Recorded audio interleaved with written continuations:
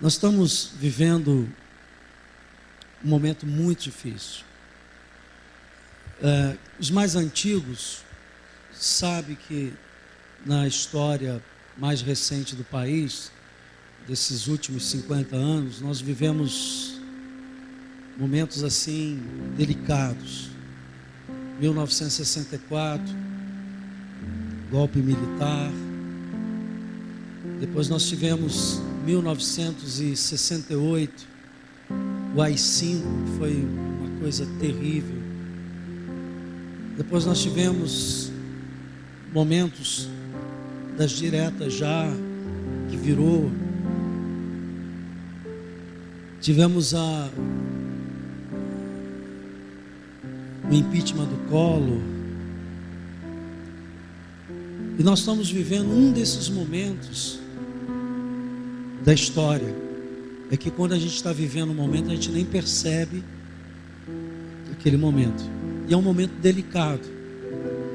Nós oramos tanto para Deus passar limpo essa nação, e a nossa nação ser uma nação em que realmente os governantes amem o povo e governem com integridade, que Deus ouviu a oração e levantou um homem chamado Sérgio Moro, um juiz de primeira instância na hierarquia federal, que por acaso, investigando uma situação, enxergou todo o esquema de corrupção no país. E há 2 anos atrás, a Operação Lava Jato, eu me lembro quando ele deu a primeira declaração. Ele disse: se isso tudo for verdade, a nossa nação vai ser estremecida, porque vai afetar muita gente. Há 2 anos atrás ele falou isso. E as coisas foram desenrolando, e nós estamos vendo diante dos nossos olhos um partido político que é uma quadrilha, e que um protege ao outro, que não tem consideração pelo povo, e que não tem preocupação com o dinheiro da nação. O dinheiro é para eles se locupletarem e se protegerem.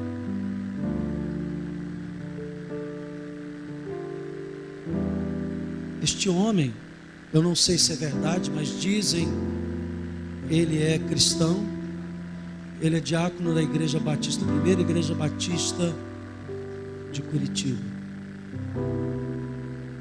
E ele não tem outro motivo a não ser promover a justiça. Foge de repórteres, foge, não tem partido, mas é um homem íntegro. E basta um homem íntegro para revirar esse país.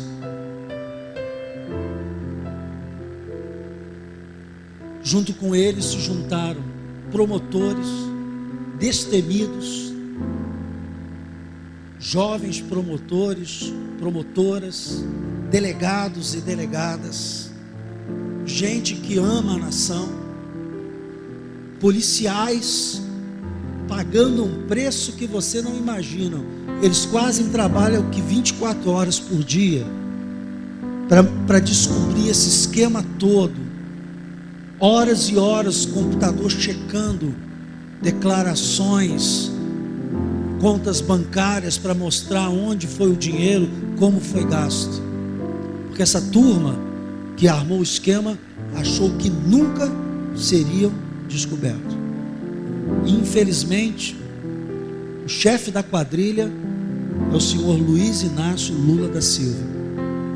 Tudo aconteceu debaixo dos olhos dele, com consentimento dele.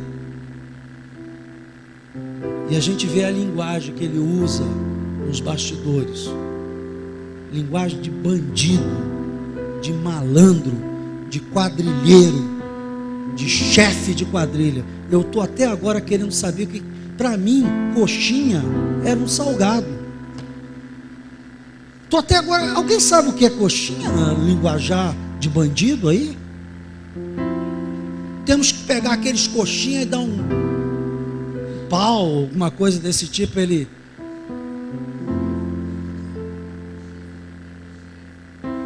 A coxinha é a pessoa correta. Vamos dar um pau nesses coxinhas. Irmãos, nós estamos procurando ser honestos, então todos nós somos coxinhas. Eu nunca pensei em pregar para coxinha na minha vida. Puxa, isso me deu até fome agora. Preguei para batata, agora para coxinha. Irmãos, a integridade do juiz é tão grande. Ele não escutou a presidente como ela está dizendo para os pobres aí. Ele estava escutando Lula, pelo qual ele tinha direito de escutar. Ela telefona para ele, e aí é um caso fortuito. Esse homem está sofrendo uma pressão tão grande, que é hora da igreja fazer o que ela pode fazer. Duas coisas.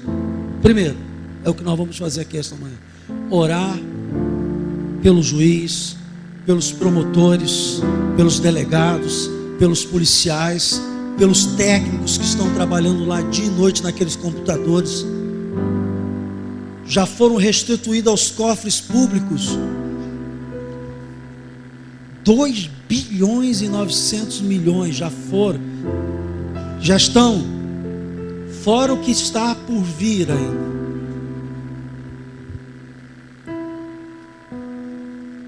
Ele estremeceu realmente as bases. E se o Supremo confirmar o ato do ministro Gilmar Mendes, o plenário confirmar que a posse dele foi um subterfúgio para fugir da primeira instância,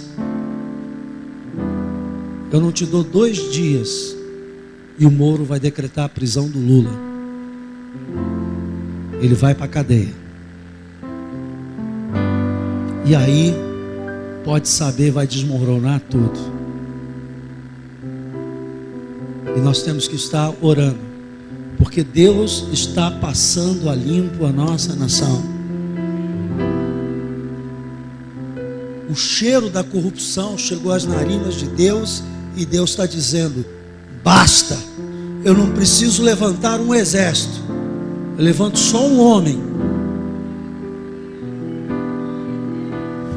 Ele não precisa levantar um exército, não precisa pegar em armas, ele levanta só um homem, para mostrar que Ele é Deus. Nós estamos orando pela nossa nação, nós queremos essa nação crescendo, avançando, mas é impossível acontecer isso com tanto ladrão roubando, saqueando a nação. Então, eu vou levantar um clamor agora a Deus, em favor da vida desses homens e mulheres. Ouvi o testemunho de um delegado, disse assim: a minha namorada me deixou porque ela não suportou mais. Horas, dia, viagem, você por trás, você não tem ideia a trabalheira que esse pessoal está tendo. E não estão trabalhando porque ganham salário de funcionário público, não. Estão trabalhando por amor e paixão à nação. Está entendendo o que eu estou falando? Por amor à nação. Então, eles serão sustentados pela igreja. Vamos nos colocar de pé. Eu tenho certeza que muitas igrejas no país esta manhã estão orando por esses homens que Deus está usando para jogar por terra toda essa corrupção. É por isso que não tem hospital, é por isso que as escolas não estão funcionando contente, é por isso que está acontecendo tudo, porque não tem dinheiro, porque o dinheiro foi para outro lugar. Amém? Diga assim: Senhor Jesus, nós cremos na Tua palavra, e a Tua palavra diz que nós devemos orar pelas autoridades, e a autoridade que Tu tens levantado nestes dias, Senhor, é esse juiz e os outros demais juízes em outras operações, os delegados, ó Deus, promotores, policiais. Senhor, estende a tua mão sobre essa equipe toda e guarda, Senhor, porque o próprio ministro da Justiça está dizendo que vai trocá-los, já promovido pelo mal, mas nós nos colocamos na brecha agora e declaramos: nenhuma arma forjada vai prosperar contra esses homens e mulheres que estão sendo levantados. Nós cremos por Ti. Sustenta esses homens, essas mulheres, sustenta as suas famílias, dá paz às suas famílias, aos seus filhos, às suas esposas e maridos. Senhor, nós nos colocamos na brecha e dizemos: manda uma unção de autoridade, de poder, de graça, de coragem, para que eles, Senhor, perseverem. Oramos pelo Supremo Tribunal Federal, Senhor, pedimos que os magistrados sejam agora tocados pelo Teu poder, e toda cegueira caia por terra na nossa nação, toda mentira do inferno se desfaça agora e venha a verdade, para que nós possamos ser um povo não conhecido mais pela corrupção, pelo carnaval, pelo sexo ilícito, mas conhecido como um povo que trabalha, que progride e que tem paz no seu meio. Pai, nós oramos pela nossa nação, a igreja se levanta em clamor a Ti. Estende a Tua mão, Senhor, e opera um milagre de transformação na nossa nação. Pai, quebra todo o ardil, toda mentira, todo engano, que o diabo seja desmascarado em nome de Jesus, e que toda a igreja diga amém, diga glória a Deus. Vamos dar uma salva de palmas a Jesus, o nosso Salvador, o nosso Libertador, o nosso Deus que opera tudo em todos, para a glória de Deus. Aleluia. Obrigado, irmãos. Aleluia.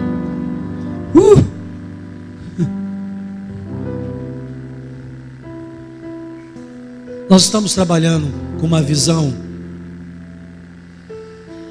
de célula, que nós aqui chamamos de grupo de vida. E um dos lemas dessa visão é: nós vamos ganhar cidades para Cristo. Cidades estão sendo ganhadas. Não é bairro? Cidades. Deus está fazendo uma revolução na cidade de Fortaleza. Cidade de Santarém, 30% a 40% da população toda se converteu. Era uma igreja, uma cidade completamente afastada de Deus. Nós cremos que nesse último tempo a nossa nação vai se transformar numa nação de pessoas crentes em Jesus Cristo. Os coxinhas vão assumir o controle. Os coxinhas vão assumir essa nação. Jovens, estudem, porque o futuro estará na mão de vocês. Sejam íntegros com Deus. Deus tem um chamado para vocês, jovens. Alguns de vocês estarão ocupando lugares importantes para ser instrumento na mão de Deus. Se esse juiz não tivesse estudado, hoje ele não poderia estar sendo usado por Deus. Você está entendendo o que eu estou falando? As nossas gerações futuras vão assumir em nome de Jesus o controle dessa nação, e essa nação será conhecida como a nação que pertence a Jesus. Mas para isso eu quero tratar de um assunto muito interessante aqui esta manhã, porque a gente fala do macro, e eu como pastor tenho que falar do micro a você, daquilo que enche, que entra na sua vida. Eu quero começar fazendo uma leitura no livro de Êxodo, capítulo 4, versículo 13.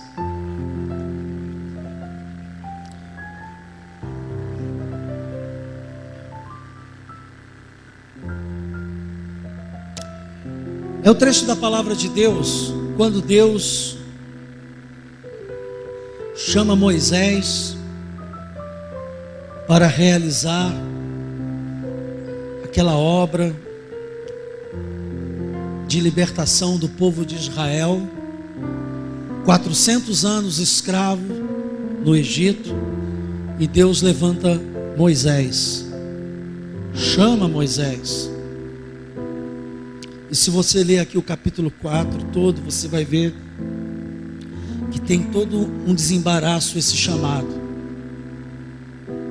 Mas quando chega no versículo 13, depois de Deus, dele ponderar com Deus que ele era gago, que ele não se sentia em condições, que de repente ele podia mandar outro. No versículo 13, ele porém respondeu ao chamado de Deus. Olha a resposta que Moisés deu ao chamado de Deus.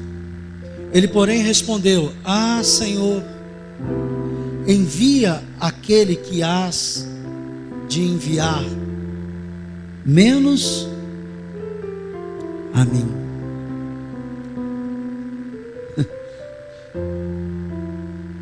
Manda o Moro, mas eu não. Pastor, mas eu não sou juiz. Segura, porque hoje eu quero falar que um dos grandes problemas da igreja não está onde deveria estar, alcançar o que pode alcançar, porque tudo é possível ao que crê, está ligado diretamente à reação ao chamado de Deus. Deus chama Moisés, dá sinais, mostra poder. Se você ler aqui, você vai ver que Deus transforma o cajado dele numa cobra e depois volta a ser, dizendo: ó, fica firme que eu estou contigo. É o que Deus está falando para você: eu estou contigo.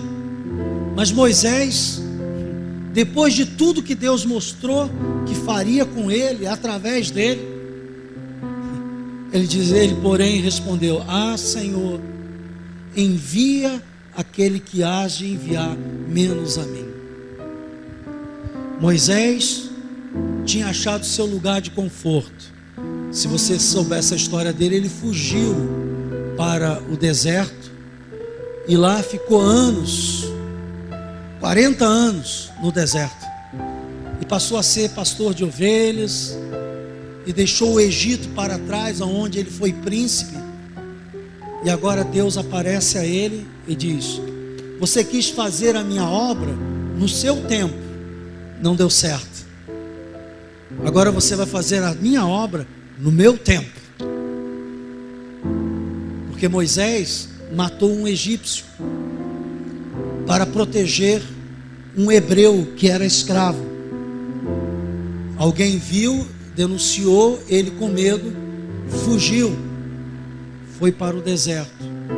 Então Deus, 40 anos depois, chama Moisés. Ele estava com 80 anos e disse: agora você vai lá, porque você vai ser o meu instrumento de libertação do povo.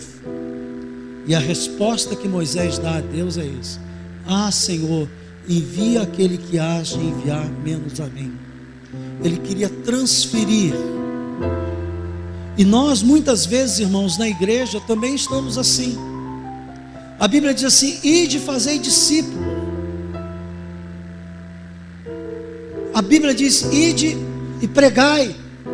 A Bíblia diz, e é um chamado, ouça, não é para o pastor não, é para o pastor, mas é para todos os filhos de Deus. E tem gente se escondendo de Deus, fugindo para ali, fugindo para cá, dizendo: deixa para depois, quem sabe, mais tarde, envia outro, isso não é para mim, eu estou com um problema agora. Uma série de desculpas que a pessoa vai dando a Deus. E hoje eu estou aqui para dizer para você que Deus cansou das suas desculpas, porque é Ele quem te prepara, é Ele quem te sustenta, é Ele quem te envia, e é Ele que confirma. Mas você está dizendo, não dá para mim. Está como Moisés. Ele tinha um currículo, um fracasso. Ele fracassou na primeira tentativa, quando tentou ajudar um do seu povo. Ele disse, poxa, eu fracassei com um, como é que eu vou tirar 2 milhões de pessoas que eram escravas no Egito? Como é que vai ser isso? E às vezes, muitas pessoas não estão respondendo ao chamado de Deus. Que chamado, pastor? Às vezes Deus te chamou para orar, não te chamou para tirar o povo do Egito, mas Deus está te chamando para orar há quanto tempo? Pessoas que estão enterrando talentos. Na parábola dos talentos, Jesus fala sobre isso, que os talentos são diferentes. Eu nunca serei igual a você, você nunca será igual a mim, mas Deus te deu talentos, porque Ele dá talento a todo mundo. 1, 2, 5. E aí a pessoa disse, não, eu vou enterrar aqui, e quando ele me cobrar, não, está aqui, ó, eu não fiz nada, eu não me arrisquei nas mãos de Deus. Que é esse temor de se arriscar nas mãos de Deus, era o temor de Moisés. Talvez porque se achasse incompetente por um fracasso, porque talvez se achasse gago, que o era. Ele tinha muitos motivos, mas ele só tinha um motivo para obedecer. Era Deus quem estava chamando ele. E Deus que chama, Ele dá todo o equipamento necessário. Ou você acha que qualquer homem ou mulher de Deus faz a obra de Deus porque é sabichão? Porque, irmãos, os homens mais imperfeitos dentro e fora da Bíblia têm sido usados poderosamente por Deus, porque a obra não é deles, a obra é do Senhor. Inclusive Ele usa vasos imperfeitos para que toda honra, toda glória e todo louvor seja dele. Ninguém diga, eu faço. Não, Jesus faz. Quem sou eu? A única honra que tem é de ter ouvido e obedecido ao chamado de Deus. É a alegria de ser usado por Deus, porque o resto Ele faz. Parece que isso é um problema no ser humano. Moisés dá uma resposta, tem uma reação ao chamado de Deus, querendo se livrar desse chamado, querendo não se importar. E você vai ver que isso é inerente ao ser humano. Tem um outro personagem na Bíblia. Vem comigo aqui no livro de Juízes, capítulo 6. Juízes, capítulo 6, versículo 11 a 15.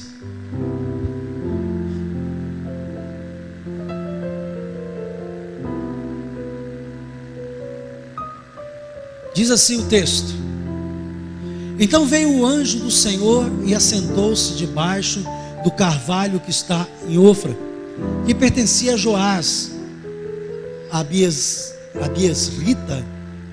e Gideão, seu filho, estava malhando trigo no lagar para pôr a salvo dos medianitas. Versículo 12.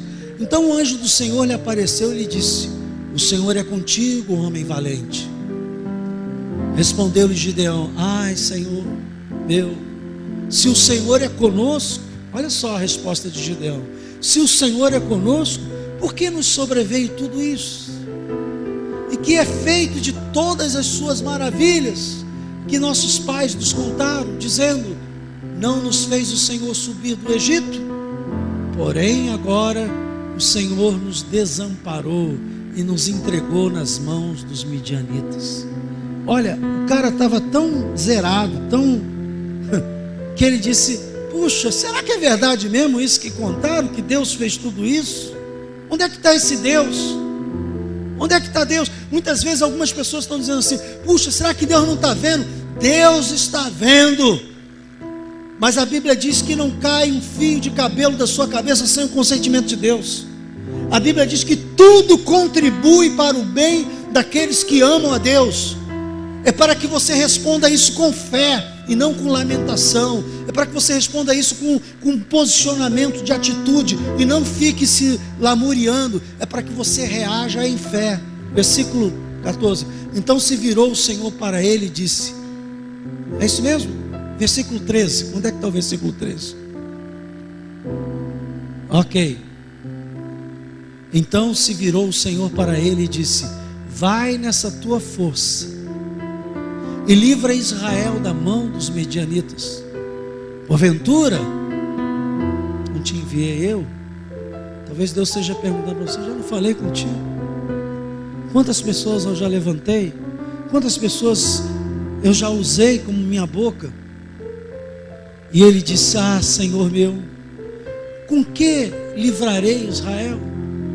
Olha só a desculpa de Gideão. Eis que a minha família é a mais pobre em Manassés, e eu, o menor da casa de meu pai. A resposta de Gideão ao chamado de Deus: quem sou eu? Eu sou pobre, eu não tenho recurso. Deus não está olhando para os teus recursos, Deus está olhando para a tua obediência, irmãos. Eu já vi Deus pegar gente pequenininha lá, insignificante aos olhos humanos, e fazer alguém para a glória dele. Veja esse exemplo que eu dei do juiz. Nós temos centenas e centenas de juízes no país, de primeira instância, da Justiça Federal, não estou nem falando da Justiça Estadual. No entanto, Deus pega um homem lá, desconhecido,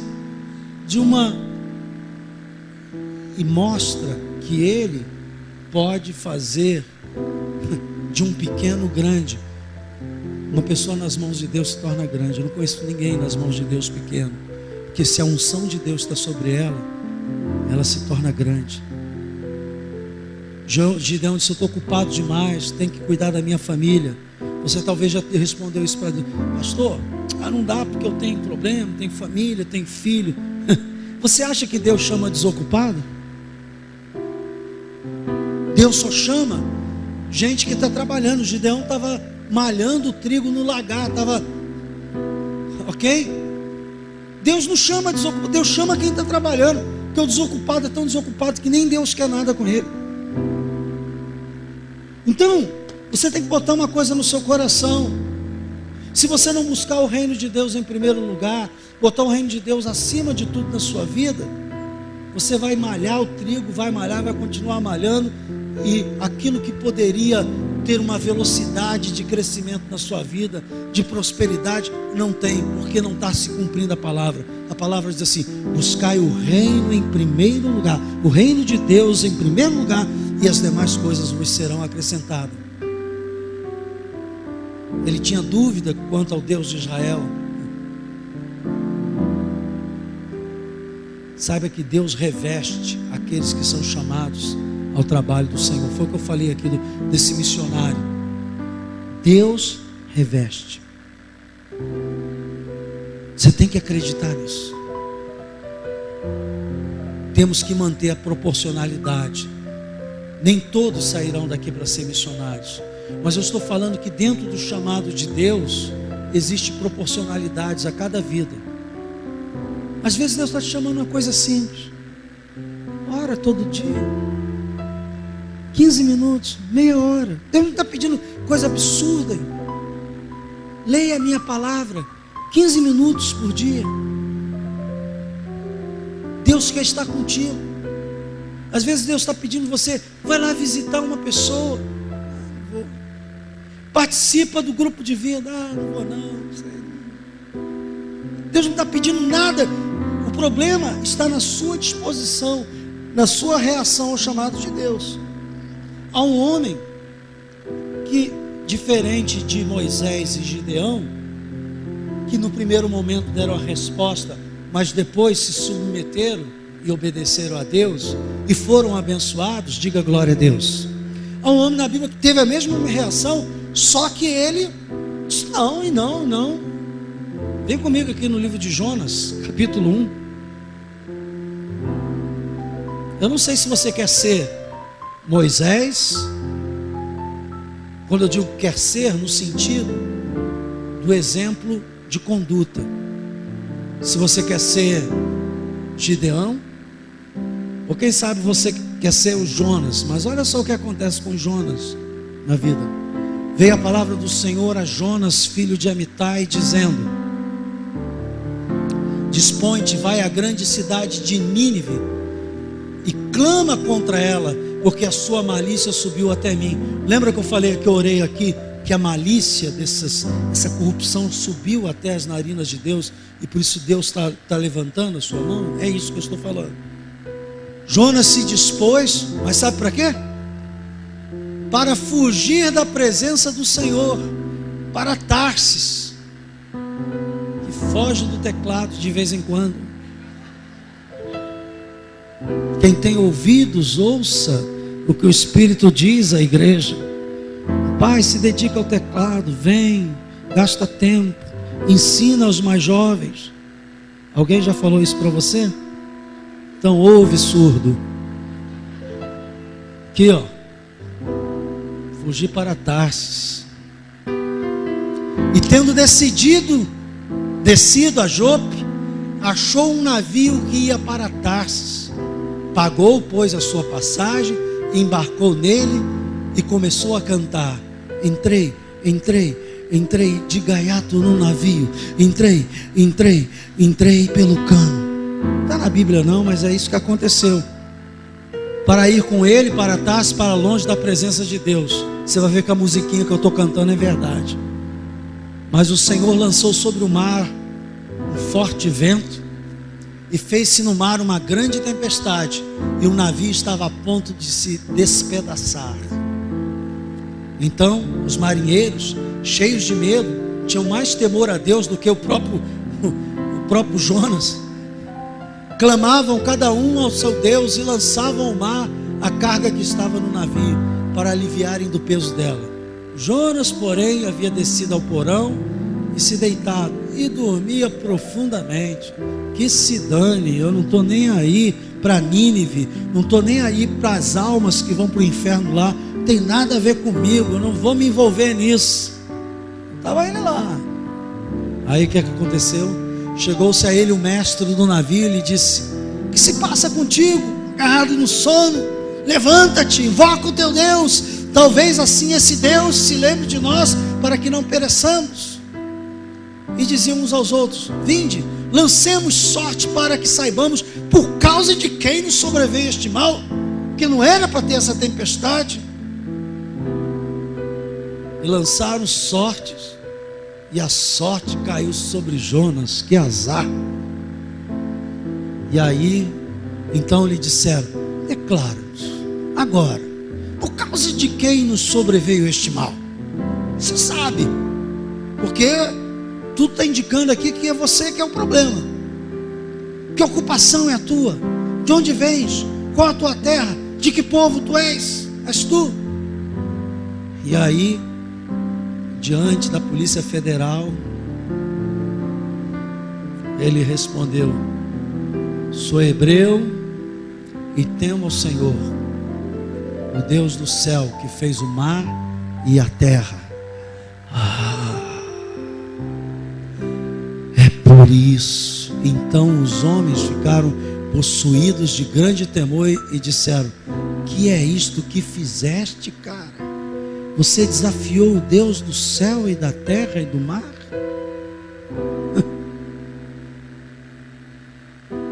Pois sabiam os homens que ele fugia da presença do Senhor, porque Lô havia declarado. Versículo 11: disseram: que te faremos para que o mar se nos acalme? Me manda para o cárcere lá de Curitiba. Porque o mar se ia tornando cada vez mais tempestuoso. Versículo 12: respondeu-lhe: tomai-me e lançai-me ao mar, e o mar se aquietará, porque eu sei que por minha causa vos sobreveio esta grande tempestade. Olha para mim. A gente não sabe por quê. Desconfiamos que Jonas tinha alguma coisa contra o povo de Nínive. Ele odiava aquele povo. E Deus disse: vai lá e prega para ele que eles vão se converter. E ele disse: não vou não. Quem manda em mim sou eu. Eu sou o dono da minha vida. Eu faço da minha vida o que eu quero. Ouça bem o que eu vou falar para você. Você que pensa que pode guiar a sua vida conforme o que você quer, se desperte para uma realidade. Há um Deus que tudo vê, que tudo sabe, e que a hora que Ele quiser, Ele só não olhar para a tua vida. Você tem que ter temor a Deus. Ouça, os homens do barco tinham mais temor a Deus do que Jonas. Às vezes eu vejo pessoas ímpias, mais temente a Deus do que gente dentro da igreja. Porque Deus fala, ele não acredita, fala, ele não obedece. E aí quando na hora derradeira de ir para o céu, Senhor, se o Senhor me curar, eu vou te servir. Crente há anos, Deus falando há anos. Aí Deus vira e diz: não, pai, tu já deu o que tinha que dar, vem.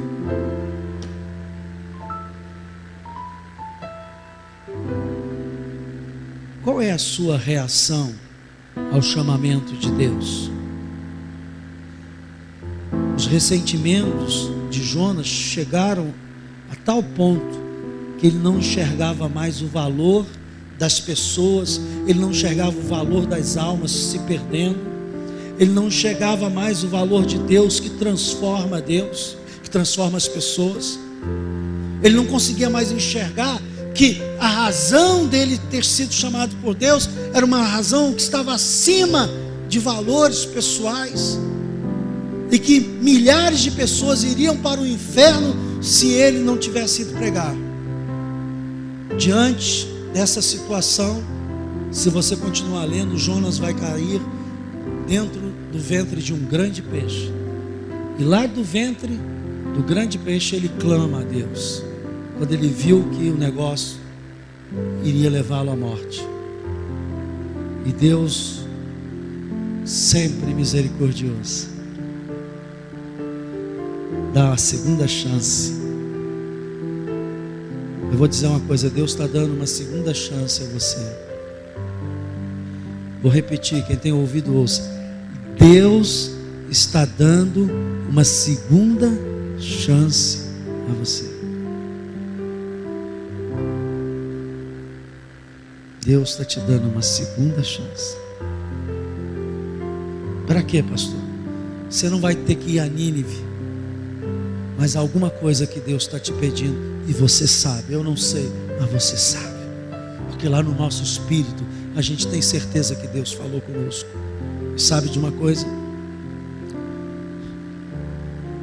Jesus também foi confrontado com a sua vontade e a vontade do Pai.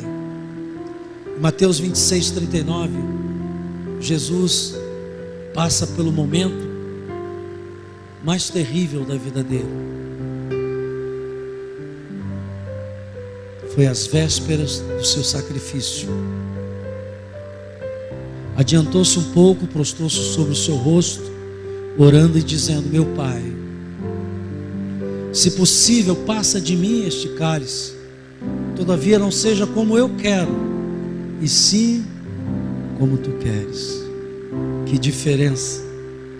Jesus orando, o Espírito Santo fala com ele, dizendo: você vai para o sacrifício. Outro texto, essa mesma passagem, diz que Jesus transpirava sangue, tamanha a agonia que ele estava. Mas ele, diante do chamado do Pai para o sacrifício, não era para ir a Nínive, não era para tirar o povo do deserto, não era para salvar Israel dos midianitas, era para salvar o mundo inteiro. E Jesus disse: sim, Senhor. Jesus está chamando você, Jesus está chamando a nossa igreja. Quando eu falei o ano passado que Deus tinha me dado uma nova revelação para trabalharmos com um sistema de células, um sistema de grupos de vida, que nós chamamos as células aqui na igreja,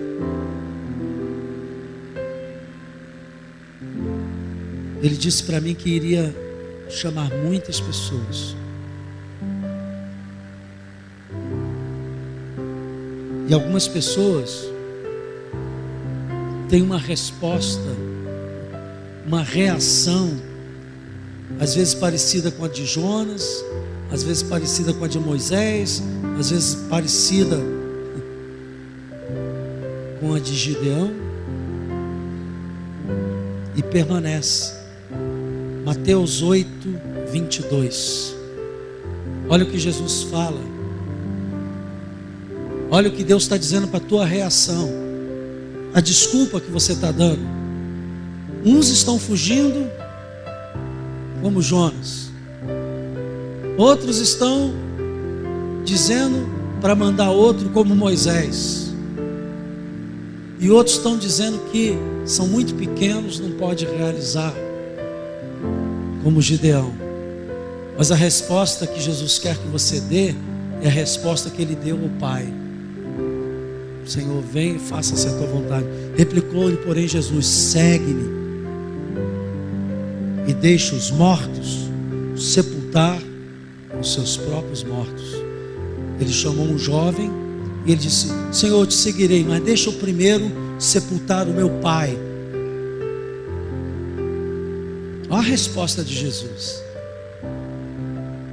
Ainda bem que não é a minha, porque se fosse a minha, dizer: pastor, é muito duro, muito cachê. A resposta é de Jesus. O jovem explicou para ele que não podia ir naquela hora, porque tinha que enterrar o pai. Tem gente que não vê o culto porque diz: pastor, aconteceu um problema. Sempre colocando um probleminha, uma desculpa para não estar, para não participar, para não ir, para não fazer. Olha a resposta de Jesus: deixa os mortos sepultar os... Quem são os mortos? Os mortos são aqueles que estão mortos nos seus pecados e delitos com a palavra de Deus, que não conhecem a Deus. Deixa que eles cuidam disso, mas você vem e segue-me.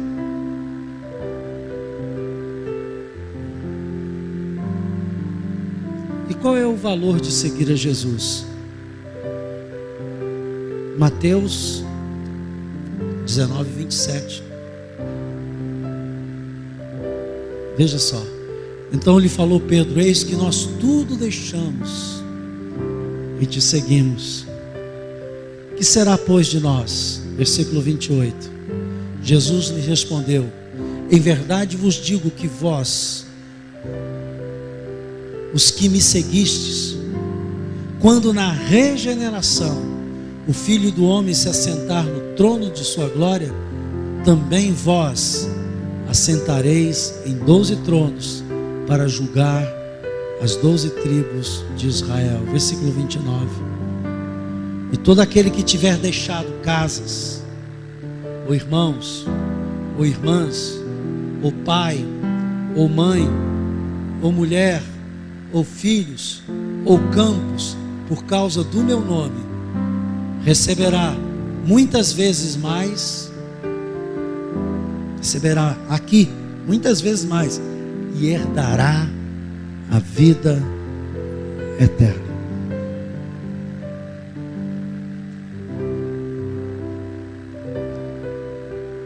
Se Deus falou contigo esta manhã, e você quer mudar a sua resposta, dizendo: eu vou ouvir a voz, eu já ouvi, eu vou obedecer agora. Eu não vou fugir, eu não vou dar desculpas, eu não vou pedir a Deus para mandar outro. Eu vou me dizer como Maria disse ao anjo: eis-me aqui. Se esta noite, se esta manhã você está sendo tocado pelo Espírito Santo e Deus quer fazer de você um discipulador, um enviado, você não vai para Nínive, você não vai para outro país, mas você vai obedecer aquilo que Deus está pedindo a você. Sai do seu lugar, vem aqui, eu quero orar por você.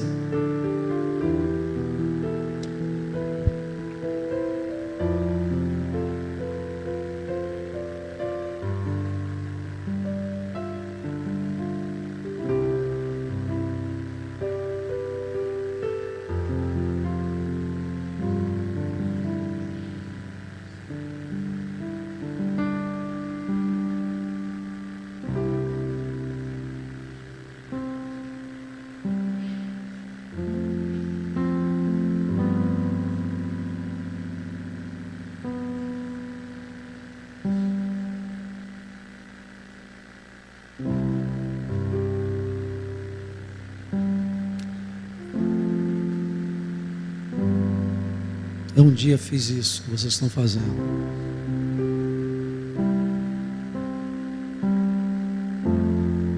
Botei a mão no arado e não olhei para trás.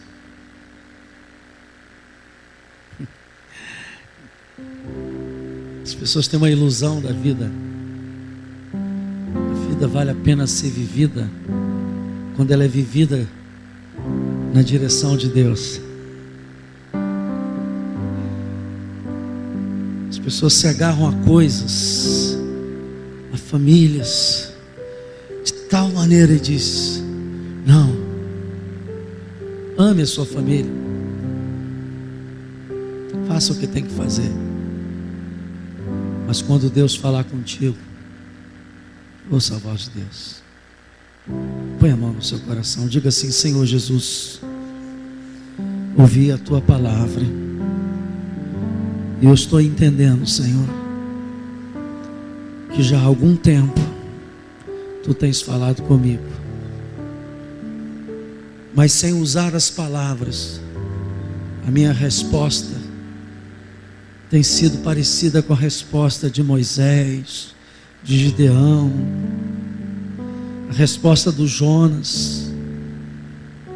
Quantas vezes eu já lutei contra ti, Senhor, tentando fugir. Mas nesta manhã, diga isso, Senhor, nesta manhã, eu tenho certeza que tu estás me dando uma outra oportunidade de mudar essa minha resposta, essa minha atitude. Diga assim: perdoa-me, Senhor. Perdoa as minhas fraquezas, perdoa as minhas falhas, perdoa o ressentimento que eu deixei entrar no meu coração. Diga assim: Senhor, nesta hora eu libero perdão para as pessoas que me levaram a tomar uma decisão de não se envolver mais na tua obra. Tu não tens nada a ver com isso. Diga: Senhor, o meu papo é contigo, a minha vida é contigo, mas eu me deixei levar, Senhor, e tal como Jonas, a ponto de negligenciar a tua voz. Mas hoje eu estou dizendo basta. Estou dizendo: venha o teu reino, faça-se a tua vontade na minha vida, na minha casa, na minha família, nos meus negócios, no meu trabalho. Senhor, tudo que está ligado, venha o teu reino. Eu não quero fazer nada do meu reino, Senhor. Eu quero que o teu reino domine sobre tudo que é meu, Pai.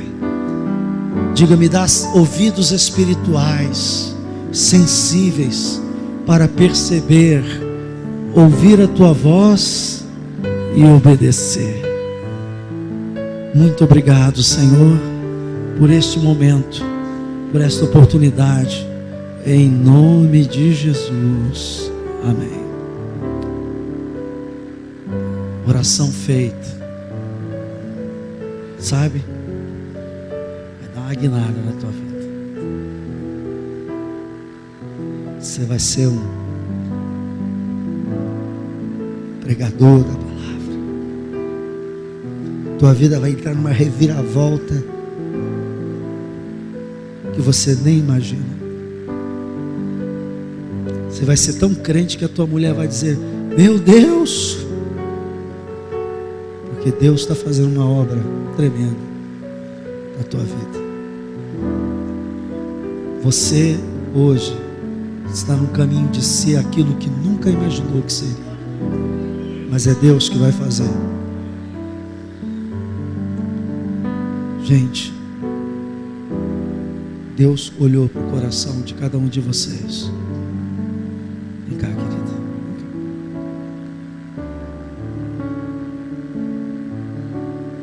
Eu a libero de todo sentimento de injustiça.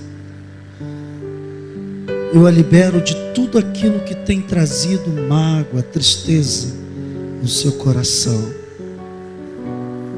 Digo: que a alegria do Senhor, como nos primeiros tempos, Ipalabacandalás, Ipalabacharalabás, Icandalaralabás, Icandalaralabás, tomará conta do seu coração.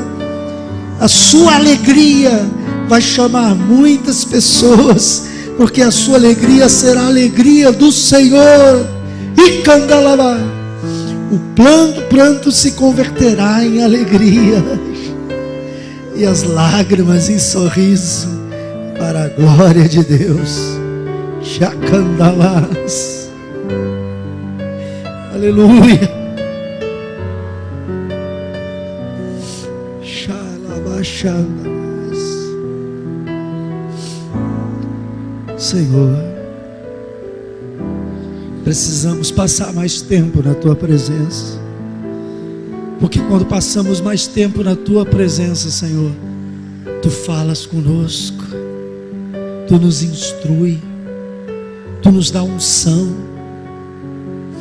Meu Deus, eu oro por cada líder de grupo de vida, eu oro por cada pastor, eu oro por cada diácono, por cada professor, por cada um que tem um chamado aqui, Senhor. Eu peço uma porção dobrada do Espírito Santo, vidas renovadas, aleluia. Batiza com Teu Santo Espírito, Senhor. Aqueles que são batizados sejam renovados com os dons, Senhor. Que os dons do Espírito Santo se manifeste para a glória do Teu nome, Senhor. É a minha oração, é o meu clamor, Senhor, em nome de Jesus, amém. Gaste tempo na presença de Deus, portanto, faça um esforço para estar aqui logo mais às 19 horas. O culto não é para cumprir calendário, o culto é para buscar a face do Senhor, amém? Então, que Deus abençoe, que o Senhor te abençoe e te guarde, que o Senhor faça resplandecer sobre ti o seu rosto e te dê a paz. Que o amor de Deus e as consolações do Espírito Santo seja com todos vós, hoje e sempre. Eu vos abençoo em nome do Pai, do Filho e do Espírito Santo. Amém. Vamos em paz, irmãos. Bom almoço a todos. Deus abençoe.